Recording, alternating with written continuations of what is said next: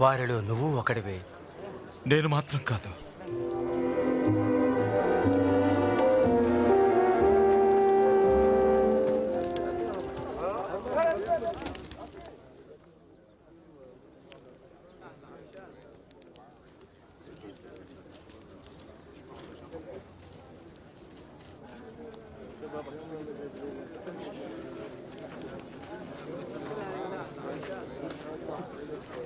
ఇందులో అనుమానమే లేదు.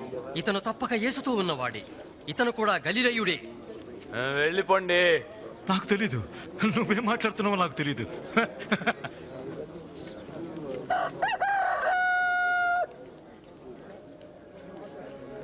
ప్రభు జాలిగా పేతురు వైపు చూచాడు.